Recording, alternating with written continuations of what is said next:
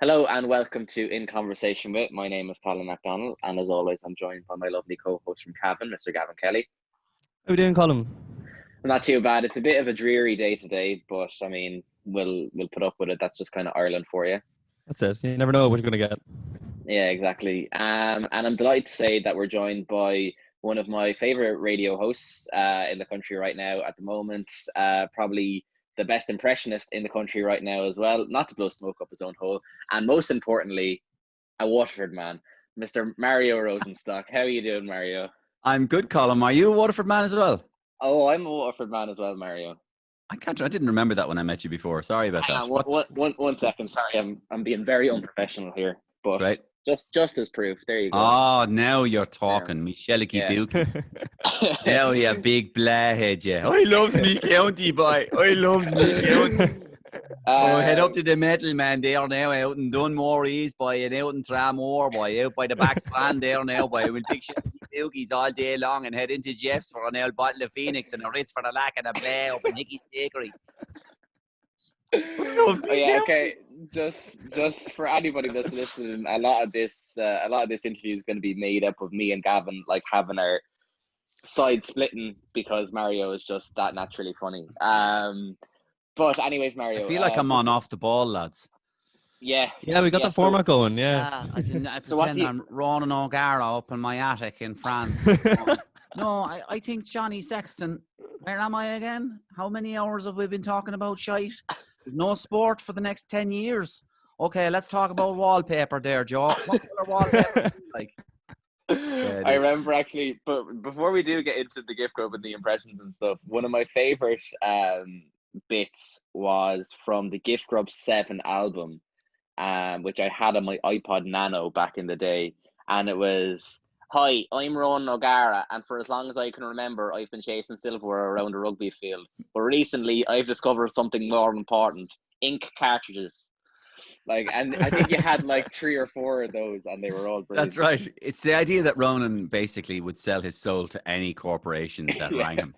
And he'd just go, his voicemail machine just went, "Hi, this is Ronan O'Gara. I'll do it." They used to say that about Dave Fanning as well. They used to say Dave Fanning would do anything. Yeah. Dave Fanning, here, I'll do it. Another former guest of ours, actually, good old Dave, now just over 2 years ago. But anyways, yeah, we'll get back to yourself. And before the impressions and everything, what brought you into the public eye was a little role on a little known TV show called Glen Rowe. Yeah. So you obviously got your start in acting. So was that the idea early on, was that you wanted to be an actor? Oh, very much so. Yeah. I mean, it's only as you get older that you realize, you start piecing the bits of the puzzle together and realize what was going on all the time. So, for example, from the time I was like 5 or 6, we were my brother and I were putting on skits for my mother and my father and my grandparents in our front room and all that. And we were doing that all the time. And we used to do it when we were 10, 11 and 12. And my mother or my grandmother as well used to find me funny and stuff, right? But basically, I developed a love for acting when I was about 14 and 15. And then I said I wanted to become an actor. And I really did go for it. Like, so I did loads of plays and I did loads of school plays. And then I went to Trinity specifically to do the Players Society, because I had heard the Players Society was really, really influential, and it always had been. And I did about 15 plays in 4 years in Trinity. But a couple of things happened that I only really dawned on me in the last few years what was going on. A lot of the time, even when I'd come out and do a serious role, people would start laughing. And I was kind of going, what are they laughing at? And the director then would go, no, it's good, because the character is actually very serious and threatening, but the fact that you can make them laugh is actually kind of good as well. But I was going, yeah, but what am I doing that's making them laugh? And then I think it's your manner, the way you're putting the character across. So anyway, whatever way of doing a character, I'd often make people laugh without really trying to make them laugh. It was the way I was doing it. And but I still wanted to be an actor. And so I went into Glen Rowe and all that sort of stuff. And I did a film with Mia Farrow and Sam Waterston called Miracle at Midnight, where I played an absolutely awful, terrible Nazi. I was the worst. We were looking that up, Mario, just on IMDb and stuff, and it was like on the IMDb it said the character's name was General Langer. Yes, was he from Cork or what? Exactly the first Cork Nazi. and his name was Langer, and Colonel Langer. And he was like the worst Langer, he was the worst Nazi in the world. Basically, the story briefly was about the Germans take over Denmark, and it's the duty of the Germans to rustle up all the Jews. So the Germans try to find all the Jews. They can't find all the Jews. So then the Germans go, the German high command goes, "You have failed to capture all the Jews. We need to take the ultimate step." And another German went, "Not Langer."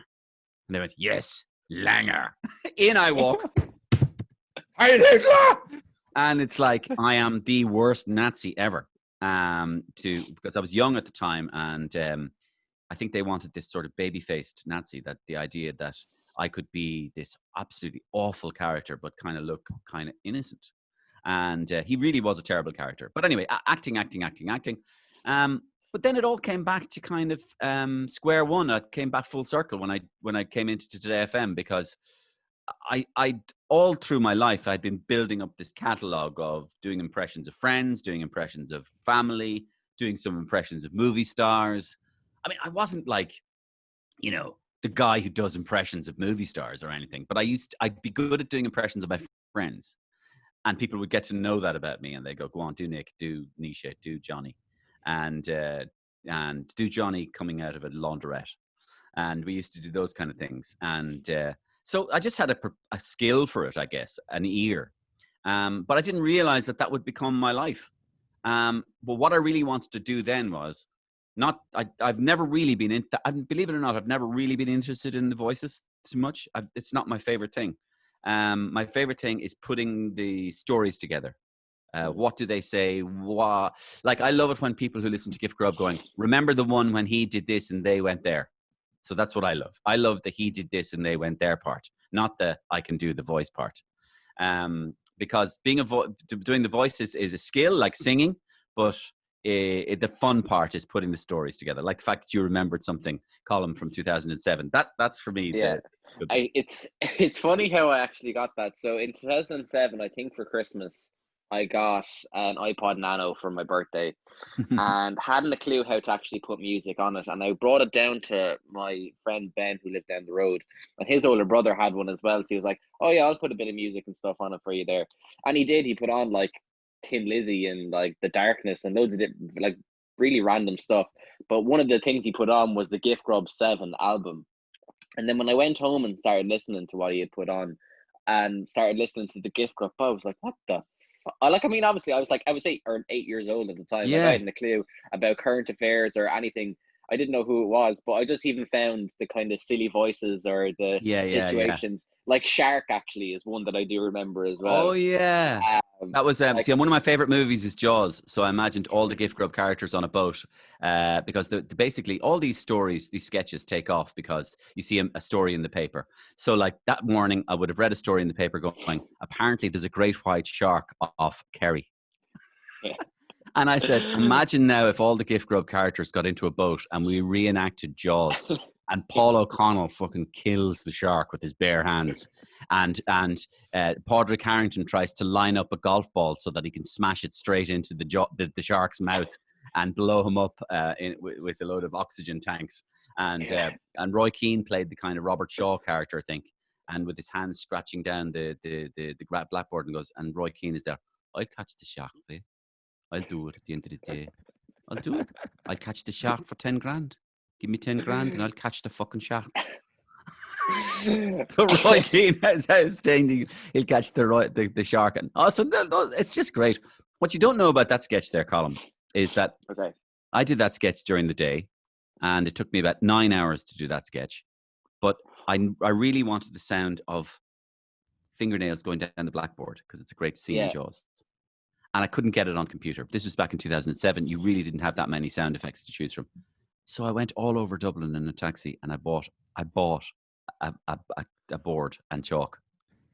And I brought it into the studio, and I literally went, and it's only 4 seconds on the track. So that's commitment to the bit. It is. It is. Absolutely. Yeah. I love it. So then we obviously must talk about Gift Grub then. So it was founded in 1999 with the wonderful Paul McClune. Yeah, myself and Paul McClune. Basically, Ian Dempsey was the Ian Dempsey was the presenter of the breakfast show, and he was the biggest. He is the biggest and was the biggest thing in breakfast radio. And Today FM poached Ian, and I remember they had this great poster all over Dublin, and it was a brilliant Today FM poster, and it just had a picture of Ian with a denim shirt, and just like that, and it just went, "Look who we've poached for breakfast," and it was just a superb marketing campaign, and everybody was talking about it. But Ian always loved working with comedy and zig and zag and all that sort of stuff, and so he wanted to work with with some comedy element, and Paul McClune was his producer. So I had been doing a couple of little sketches at other stages of the schedule on Today FM, and he said, "What about Mario? Let's sit down and talk." And we got together and we hit it off. Complimentary sense of humor, and we piloted some Gift Grub ideas, which originally a little different to what Gift Grub turned out to be. Originally, it was Bertie Ahern in a kind of a Faulty Towers situation as manager of a hotel. So Bertie Ahern was manager of a hotel, and of course that could serve as a metaphor for Ireland, the hotel being a metaphor for Ireland, and guests, you could have guests that come into the hotel every week, and of course that allows you to do more voices. Like you could do it saying, "Oh, Stephen Roach is coming to the hotel for a week," you know. Hi, Stephen Roach here. I'm just checking in for 2 weeks before I do the Giro de Wicklow or whatever.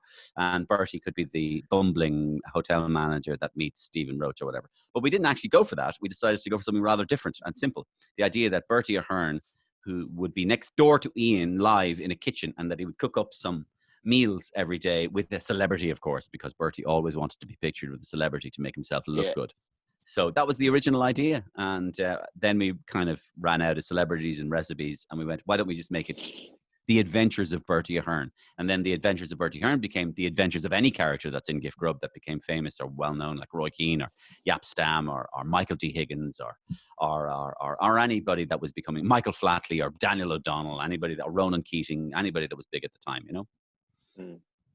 So it kind of morphed from one small idea into a bigger idea. And we didn't know that it would take off. I mean, you never know any of these things, Colin. You know, people say in retrospect, "Oh, that, you know, did well or whatever." But you're just doing a gig, and you just think, look, 3 months from now, this might be just a distant memory in my life, and nobody has ever talked about it ever. So Ian used to say, we had no YouTube, no Facebook, no Twitter, no Instagram, no Snapchat, no MySpace even. Do you guys remember MySpace? There was no even MySpace. Not really. You don't even remember it. End of the cycle, yeah. There was no MySpace, there was no Bebo, there was no anything, and nobody would be able to give you any feedback, really. And the only feedback Ian used to get was when he'd be in Tesco and an old lady might go, "Oh, I love the Bertie's great, keep it up, the Bertie. And you'd be kind of going, okay, people seem to listen to it. But the one we really know was about 3 months when we got a letter with a harp on it. And the letter on a harp on it came from government buildings. And the Taoiseach was requesting cassettes of Gift Grub. They wanted to listen to it, and then we knew somebody was taking was telling people about it. So that was an interesting one. Nice, Mario. You mentioned Roy Keane there, and you mentioned how you wanted these impressions around stories. Keano, this epic mock melodrama you did on stage for about 2 runs. How did that come about? Because it's just looking at the premise, it's so ridiculous, but also so funny. Just tell us about the experience. Yeah, that was an extraordinary experience, Gavin. Yeah. So they basically put together this. Graham Lenihan, Arthur Matthews, who co-wrote Father Ted, put together this idea with Michael Nugent and Paul Woodfull, and it was the idea of Saipan in togas. So it was, they regarded it as such a big drama that they went, why don't we make it like the biggest drama, Shakespearean togas and Romans and all that sort of stuff. And they had put together their cast, and they'd put together après match in the cast. And they were looking for a Roy Keane. So they came to me and they chatted to me, and I said I'd do it. Now, we didn't really know what we were getting into, because it's a bit like you were just saying there, Gavin. It was a bit, if you read it on paper, you'd go, this could go badly wrong. Like, do you know what I mean? And often with things that are really, really funny, they're on the verge of being not funny. So I remember when I first saw Father Ted, I have no problem in admitting that I didn't think it was funny. It's only when I got into it that I realized it's not only funny, it's absolutely fucking genius. And some things need to be that far close to the line of not funny that they're really funny. And we never knew. So, because it was a new thing, we were all in togas. I remember on the night of the dress rehearsal, no crowd. I remember a few of the people in the audience going, lads, we can all see your balls. Because the audience would be looking up at us on stage, up through our togas and up through our skirts. And then that night, there was like an absolute rush on proper. We had to have these longer underpants that people wouldn't be able to see sweaty balls and all that sort of stuff. Because the audience are sitting down and they're looking up on stage. They're looking up your skirt. So it was the first upskirting in modern Irish male theatre anyway. So out we came anyway. And the opening night came, everybody very nervous. The thing had been sold out for months. So we knew that the thing had been sold out, but we were either looking at a big flop here or what. And I remember I looked through the curtain on the opening night, and the first 4 rows of the audience were all in green jerseys. And I was going, what kind of a theatre audience is this? It was basically a football crowd. It was like an international match going to the theatre. So out Mick McCarthy came anyway, and in his toga, and it was a bit quiet. And my opening thing was to sneak up behind him and just go, hello. And so I came out and I sneaked up behind him like Panto, and he's there. Oh, all right, Maximus Quinus, and it will do the boat. And who flies there? And what rivet did they? Well, and I came up behind him, hello. And the place went mental, as if this is now what we're going to see for the evening, McCarthy versus Roy. The place went mental. After I said hello, see, on a script, you just see the words, hello. And I go, like, what could possibly happen there? Fucking house came down after I said hello. And not only that, for about 3 minutes after I said hello, it was just like, Keano, Keano, Keano, Keano, Keano, Keano. So on the script, it reads hello, and then the next line. Reality was hello, the place came down, and 3 minutes of chanting Keano before our next line. So that was it, and we knew it was an immediate hit. It was incredible. And I remember another night then, there's a moment where Keane comes from one of the boxes. You know the boxes in the theatre? Where people might be sitting in a box. And there's a door to those boxes. And we did a surprise thing where one time Keane would arrive in through one of the boxes. And so punters wouldn't know, the 3 punters who were sitting in the box, but I would arrive out in through the box, and I would deliver a speech out from the front of the box, and the punters would get a shock because I'd be standing right beside them in my skirt and my spear. But anyway, on the night that it was happened, I was standing outside the door of the box, and I could hear my cue, and I went, cue Mario, and I opened the door. The door didn't open. It was locked. The door was locked, and I was like, cue Mario, cue. Anyway, the adrenaline is flying through my veins at this stage with fear. I'm nearly missing my cue. And I just went, I'm kicking the door in. And I fucking kicked the door in. And the light is shining. And all the audience can see is Roy Keane kicking a door in, splinters of a door all over the box. And I'm there singing, la ha ha ha, singing a song. But the crowd must have thought, this is so realistic. There's splinters of a door all over the lads in the box. Oh, it was just incredible. And we ran for like 2 months, and it was sold out every night, and it was insane, and great treat to do. Great. And did Roy himself come to see it? Because I know obviously you have interacted in a Gift Grub sense anyways. You did Roy meets Roy and stuff. Did Roy come to see Keano? He did come to see Keano, but he didn't come to see me. I don't think I was in it. He came to see in a later production. Okay.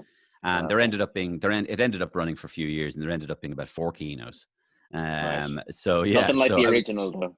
Well, but he came to see, I remember Paul McGrath came to see the first one, and I remember being blown away when our dressing room door went at the end. Went, somebody here to see you, lads, and in walks Paul McGrath, and this absolute legend. But he was the most timid, quiet, shy individual you could ever meet. So adorable. Yeah. For the behemoth of a player that he was, like, he does come across very kind of reserved. Particularly, like I heard him on Deck and Anna's show, and like, he comes across well, like, don't get me wrong, but he doesn't come across as the kind of bear that you would have seen him as a footballer. No, he's incredibly mild-mannered and reserved and shy and simply adorable. He's just the sweetest guy. And like he's the kind of guy you just fall in love with after 10 seconds because you can just see his mild mannered, his shyness, you know, and you just want to give him a big hug, you know. Absolutely. Mario, so like it's fair to say, I'd say you've probably done hundreds of impressions, different voices down through the years. So I'd love to hear some of your favorites, but I'd also hear some of your least favorites, ones that maybe you're sick of doing, or maybe ones that you were like, I never got to nail that person properly. That one never really stuck. Well, don't forget, guys, if you're speaking to any impressionist, if you're speaking to any person who does impressions, they can do most people they can't do.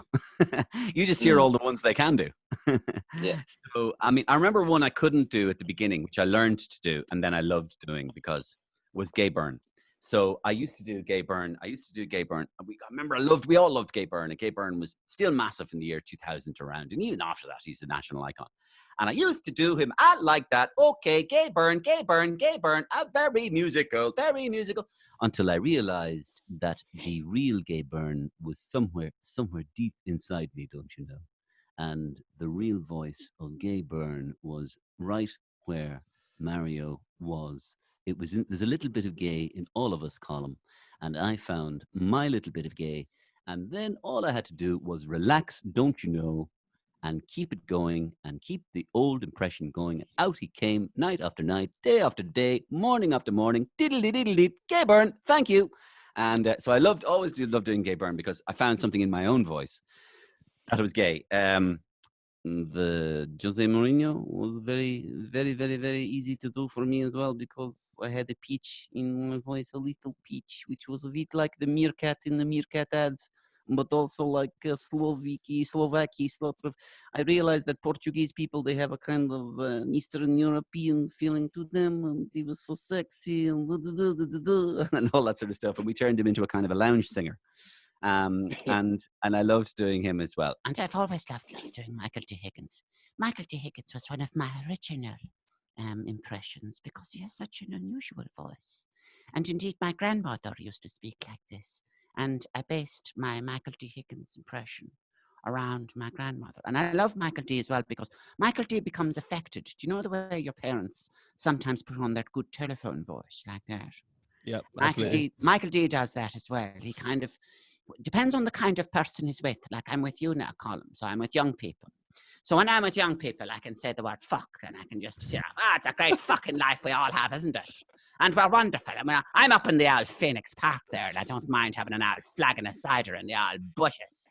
But I'll say that now because I'm with Colin MacDonald and Gavin Kelly and I can relax. And sure, do you want an old spliff of the old weed? Anybody selling weed there in DCU? I heard there's a fella called Mucker who sells a bit of that weed up in DCU. I wouldn't mind an old spliff.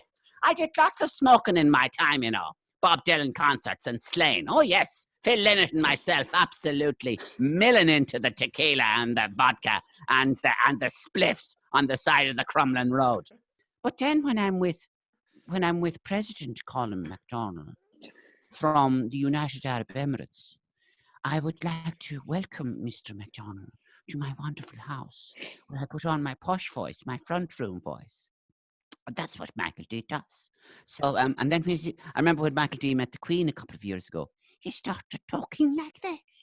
And he started to invite Her Majesty to Rosenstock. And it's not as if he started talking like the Queen. He began to become the fucking Queen. So Michael D is one of those chameleons who adjusts his voice to the kind of people that's around him. We all have a friend, Colin and Gavin, who went to New York for the weekend, and he came back going, "Hey, man, I know I'm from Donabate, but I can't fucking wait to get back to college." Here, Tony, how come you have a fucking New York accent? Hey, man, you don't understand shit, man. And you're there. Look, Tony, stop putting on the accent. You were only there for like a day. So we all know those. And that's a bit like Michael D. He goes somewhere for a day. Like I remember once he went to, what was it? He went to Mexico and RTE were there or something. And now, of course, we know that President Michael D. Higgins is in Mexico City. Let's go live now to join President Higgins to see. He's on day 3 of his visit to Mexico City. President Higgins, how are you finding the response of the Mexican people to you? Well, yes, indeed, Colin. I like to say that I think the Mexicans are a very, very nice people. And we're having wonderful tanto quiera tica tequila, ándale, arriba. And I'm going, oh my God, he became a Mexican. And so he kind of does that, you know. So I love doing Michael D, and I love doing Flatley. Flatley is one of the funniest characters for me because he's outrageous and he doesn't see that he's outrageous himself. So that's what makes one of the most beautiful characters. Comedy and satire is all about taking the piss out of people who think they're very important and serious and they don't see it. That's why Indy Kenny was always a very good one. Indy Kenny, let me tell you something, Gavin and Colin. I am a very serious man, and I've made very, very, very few mistakes in my life. And I don't fuck things up very easily. I kind of, you might think, you're laughing at me now, and you might think, hey, he's a bit of a tool, but I'm not. You see, I'm not a tool at all. I get things very, very carefully, very worked out. And you realize underneath this exterior of a person who tries to do everything really carefully and comes across as dotting all the I's and crossing all the T's, they're actually a bit of a buffoon.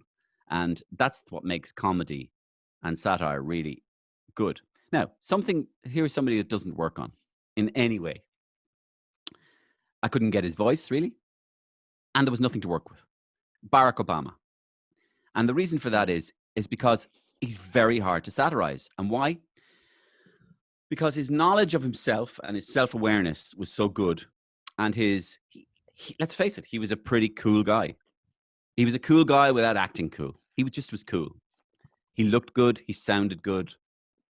He was very uncontroversial in the sense that there were very few scandals in his presidency. And he didn't give you anything to work with. And you're just there, what can I take the piss out of with this guy? I can take the piss out of the fact that he's perfect, maybe. And that that he's a Superman or perfect. You can take the piss out of that with people sometimes. But very hard. He made very few mistakes. He embarrassed very few people. He didn't make a fool of himself. He never made a fool of himself. You never heard people say, Jesus, did you see Obama this morning? Never. Whereas when I think of Enda Kenny, I'd go, Jesus, did you see Enda Kenny this morning? Oh my God. He did that all the time. Whingers, pointing. Where was Enda Kenny pointing when he was pointing? Who was he pointing at? And why was he pointing? I have no idea what was going on. So he was a difficult one to take the piss out of because he's so damn good and cool. So there aren't, you always hope though that the prime minister of your country is somebody you could do. You always hope because the prime minister is important. And I remember a famous impressionist called Mike Yarwood from the 70s. He was massive, absolutely massive.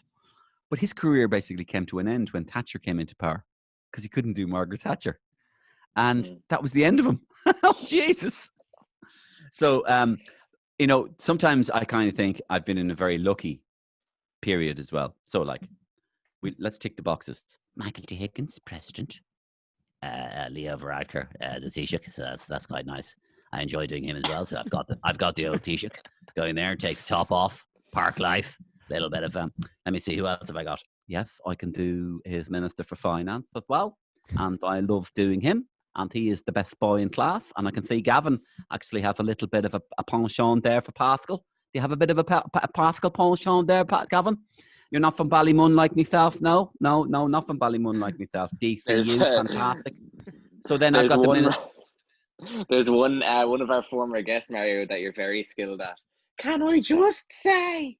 Well, listen, Colin, it's been an absolute pleasure to share my wisdom with the young students who are going out. And let me tell you, it's a very bastard world out there. The world is full of bastards, Gavin. Get used to it. Like Eamon Gilmore, bastard.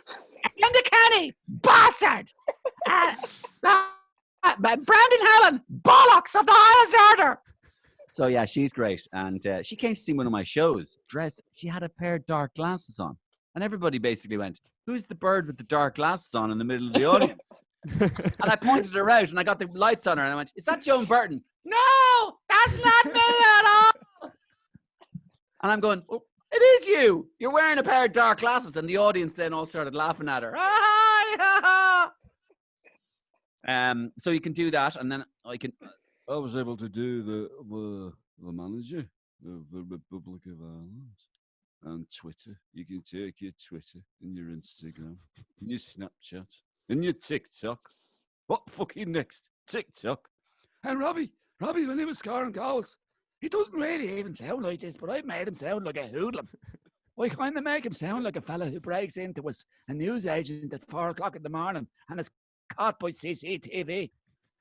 So I've always made him out to Robbie to be a criminal, and that there's always helicopters flying near Robbie. Hey, they are now coming to get me. I'll be in a witness protection program for the next 30 years with Claudine. So I was able to do that, and then Roy, I was able to do him, and so if you're able to do the manager of the Irish national football team, the Minister for Finance, the Taoiseach, and the President, and some of our big singers as well, you're away in a hack. Yeah, and absolutely. That's why a few years ago I remember speaking about England and how awful it was that they had all these people like Milliband's and Camerons, and there was no satire in England because they all sounded the same and they all looked the same and nobody knew who they were.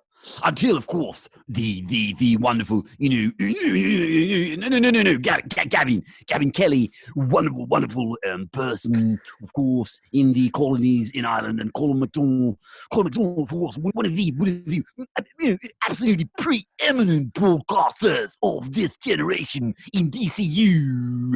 And the best part of DCU is the U. DC is hard. DC is hot. Washington, D.C. I've been to Washington, D.C. But, the big part of D.C. is you. DCU. You. Because, it's the way you say you that determines how posh you actually are. If you say you in a kind of a you way, that means you are so posh.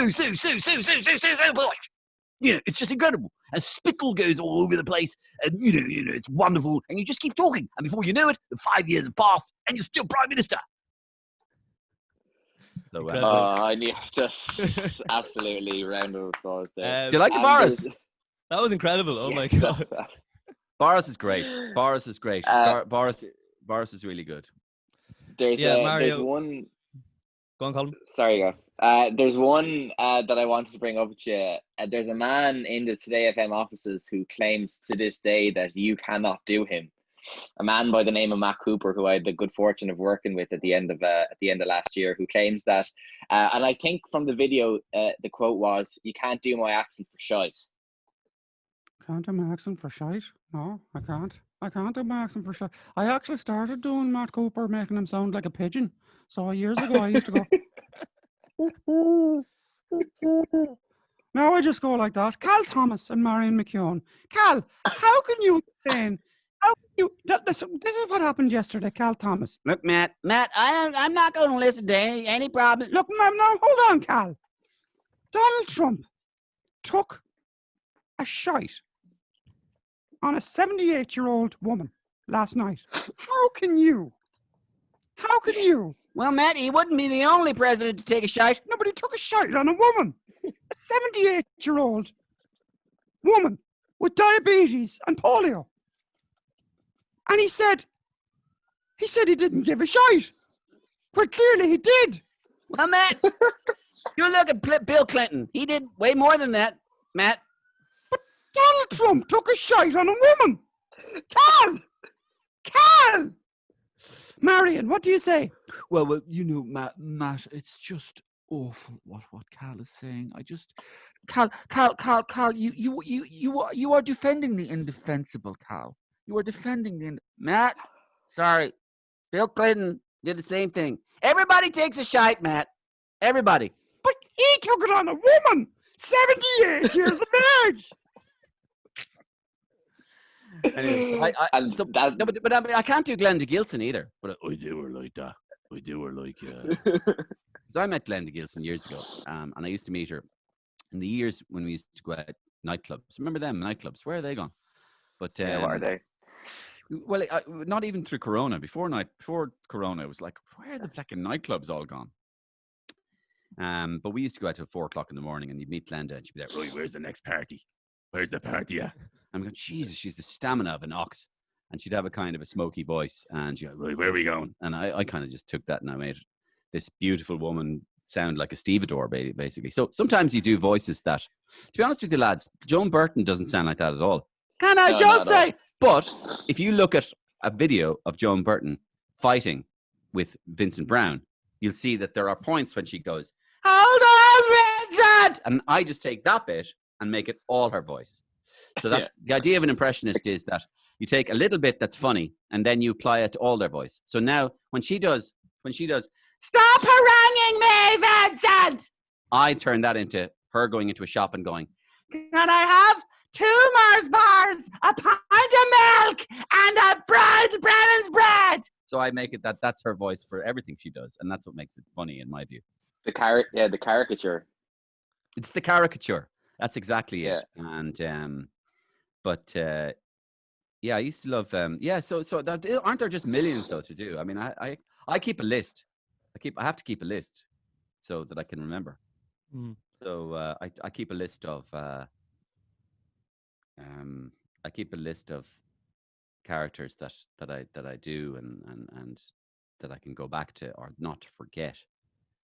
And I love working on characters as well. And I enjoy characters that are surprising characters that you haven't seen done before.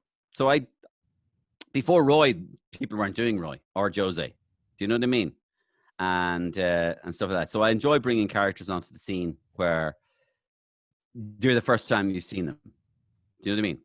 So like everybody could do Michael D. So my life, lads, is spent walking down the road where somebody taps me on the shoulder and goes, "Well, I'm the president of Ireland. How are you?" Going, Jesus, hello. Do you like my impression, do you? And I go, "It's great, yeah, great." Or somebody in a bar and they go, "Come here, Mario." I went, "What? Watch this. Here, Tony, do your Eamon Dunphy. He's a good guy. He's not a great guy. He's a good guy. He's not a great guy." And I go, "Oh, very good. What else can you say?" "He's a good guy. He's not a great guy. He's a good guy. He's not a great guy." Right, but what can you say? "He's a good guy. He's not a great guy." But that's shit. That's just a parrot. So I suppose the adventures you put them into, that's important, isn't it? Yeah. Oh, Absolutely. yeah, I'm just looking at one there now. I always love doing Christy. Christy Moore is another one I love. Because some characters, you see, Colm. Can I call you Colm? You can call me Cullum, yeah. Because I know there's 2 different types. There's Colm and there's a column. And Yeah, Gavin, Christy, you can call me anything you want. Gavin is you strike me as a fellow who doesn't like being called Gav. Would I be right? I don't really mind Christy, but look, whatever's your fancy, really, Oh, that's all right. No, I don't want to offend you now. I don't want to be when we're saying anything because the quieter he talks. And he's very sensitive. He's very sensitive. I love characters like that, I love characters like that where you're listening to you're with bated breath to everything that they might say. And Christy's one of those characters that demands attention, and so he's good fun to do. Yeah, good fun. Mario, what was doing your own show on RTE like? Because of course you can do the voices and you can do the expressions, but actually forming skits and producing them, really hard, really hard. It's been very hard, yeah. Really hard because, I mean, you stand in, let's say you're doing a sketch, you stand in Glasnevin, you have to go shoot it up in Glasnevin, let's say, in a factory, and you stand like for 4 hours in a dress in Glasnevin to shoot something for 30 seconds. Then you have to travel up to Glasnevin, travel back from Glasnevin, put your makeup on, makeup off. It's so time consuming. You see, that's the thing about doing television sketches. They take 50 times longer to do than radio sketches. So you're just worn out coming up with material for television. And when you're in every scene and being in frequently every character, it's just bonkers. It's very, very, you can only do very little of it.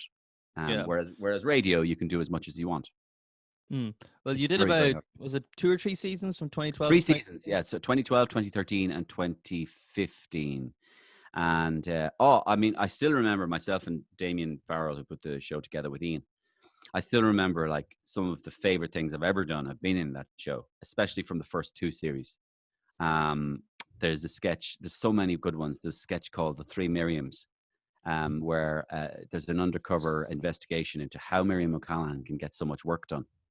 And there's a kind of a primetime investigation, an undercover sting, where they discover that there's actually 3 Miriam O'Callaghan's. We find 3 Miriam O'Callaghan's in a room, and I'm 3 Miriam O'Callaghan's who've been pretending that all along that I'm just one Miriam O'Callaghan.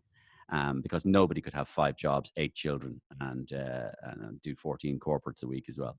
And so there's, all that sort of stuff. And so we did so many sketches that I'm going to release them very slowly onto Twitter soon, one a week maybe, and ask people to get in touch with ones they liked and remembered, because there's so much material there that now would be ready to be seen again. There's another character called Johnny Ireland in series 3, and Johnny Ireland is a piss take of Johnny Ronan, and he's a great character. But if you watch him now, it's still very apt for what's happening today. He's very Celtic Tiger Ireland, but he wants Celtic Tiger Ireland to come back, and back. He can't get it back quick enough. But no, to answer your question, extremely exhausting, time consuming, takes 50 times longer, very frustrating. Editing then takes absolutely years to do. And, it's a tall order, but radio and stage are the best places for me, because stage is the live audience. And you can put together the characters that you put on radio and bring them all out on stage. Radio is where the ideas come, and you can get an idea that you have the day before and put it on the next morning. Television is just, you have an idea, and then it takes weeks before it's on, months maybe before it's on telly, and then you're kind of going, the magic is gone in my view. And then, of course, from a performance point of view, there are some characters I look like and perform brilliantly, and there are others less so. So, for example, when I do the Miriam, people go, "I love that." They get it, because there's something about my face and the way I do it, and my body, and the way it looks, the way I put the whole package together, that looks really well. But then again, somebody else, they'd struggle to believe that I am that character. And that's no problem, but it takes away from the believability of it a bit when I look nothing like the character that I'm trying to portray. And it's impossible to look like everybody. A lot of people say I have a rubber face, but nobody's face is that rubber. I understand now that we don't have too much time with you left, but I do want to talk about radio just as a medium. Particularly in recent times, I've seen a lot of people, DJs and listeners, both say like how radio has just become such an important thing in people's lives during the pandemic when people are stuck at home. Have you found that as well with Mario's Sunday Roast? I mean, have you found that your kind of listenership has been like bonded together in that kind of way? Well, I found that there's more interaction on text. So, for example, on the Roast, the program I do on Sundays on Today FM from 11 to 1, I found that we're getting much, much more texts. So there's much more a need. There's been much more of a need for people to belong or to want to feel as if something's there, especially at the beginning. The beginning, it was almost quite scary. So the idea of having live radio was hugely important to people, and they really, really, really valued it. And we were getting lots and lots and lots of texts, and we still are. So I almost think radio listenership has been pushed up in the last 3 months. We've noticed from a digital point of view that the digital numbers are through the roof, and that means people seeking podcasts and seeking stuff that we've put online. So that is a wonderful thing, and it just shows you radio is such an old medium, but it's so immediate. It's so immediate. It's there for you. And you know that if something happens on live radio, live radio will be the first. Okay, Twitter will be as quick.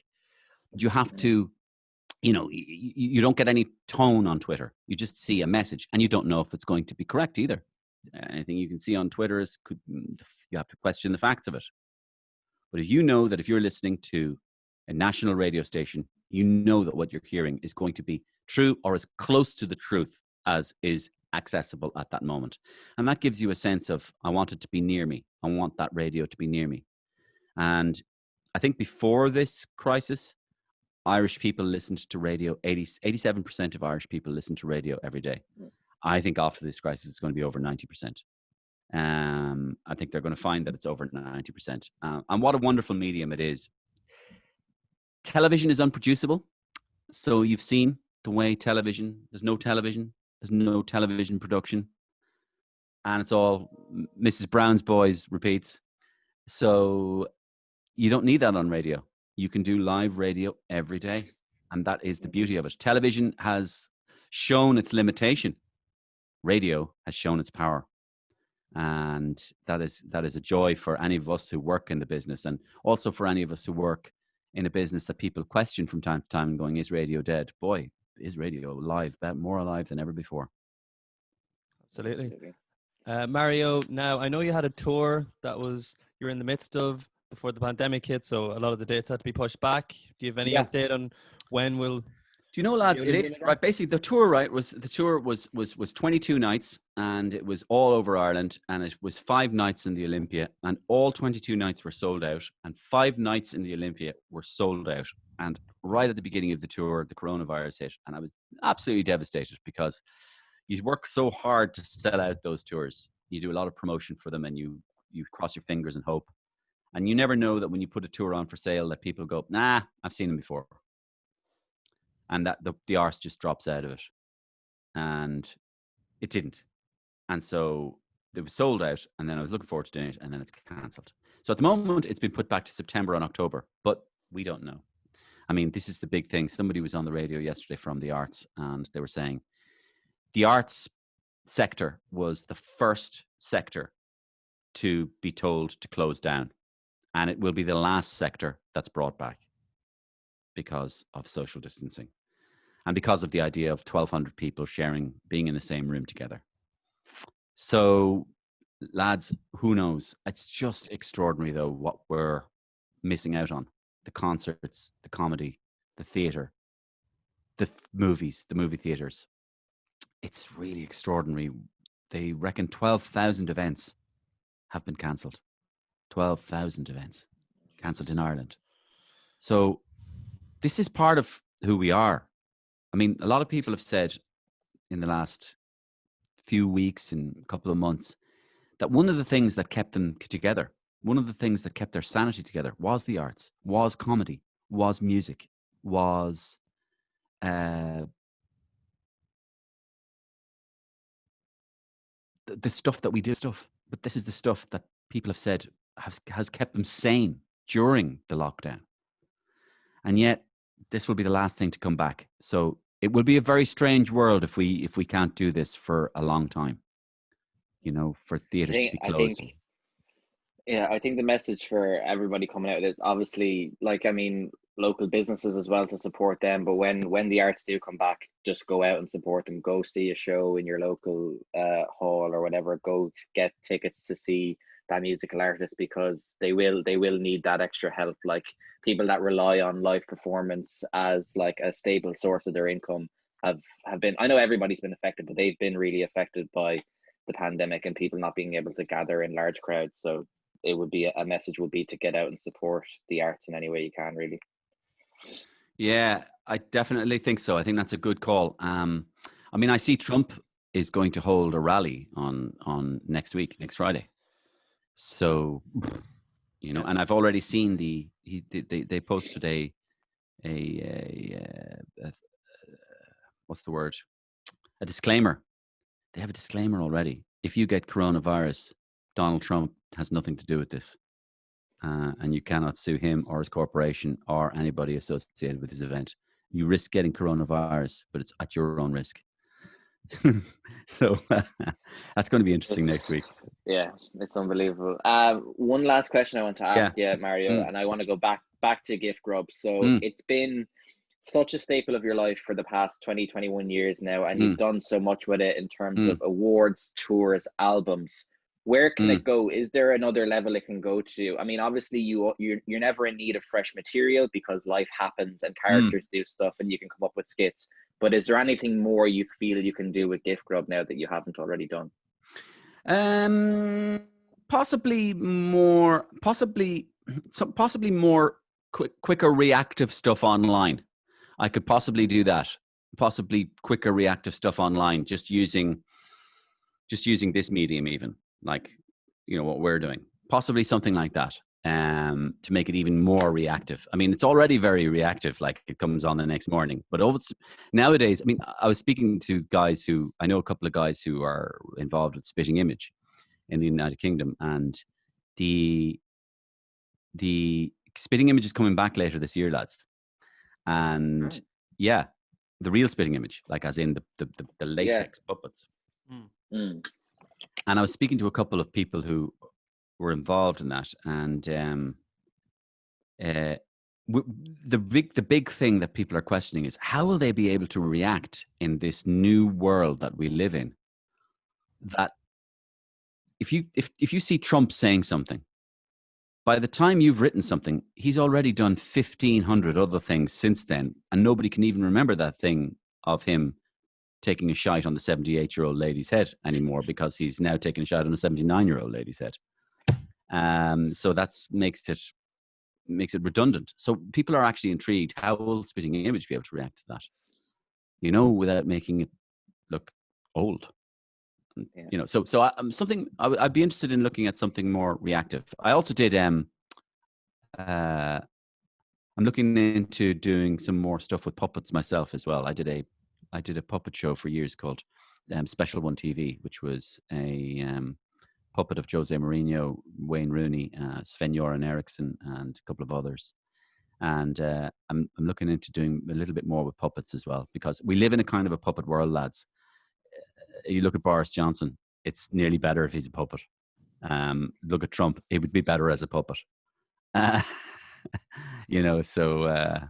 So maybe something along those lines.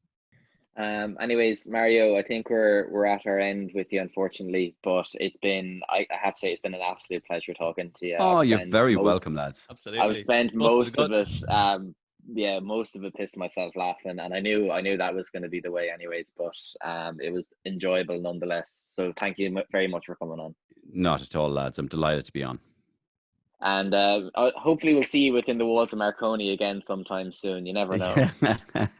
I'll see if I can nail that job for you. Yeah, thanks a million. Yeah, even if I have to bring you coffee in the morning, Mario, I'll get your coffee order down. Does Gavin come as part of the deal, or do you just shaft him? Yeah. I get the Don't I get the shaft coffee. me, Colin. I get the coffee. He gets the muffin. Okay, So that's how we're working that one. But yeah, this has been In Conversation with the many voices of Mario Rosenstock, but most importantly his own voice. Thank you very much for listening, and we'll see you next time.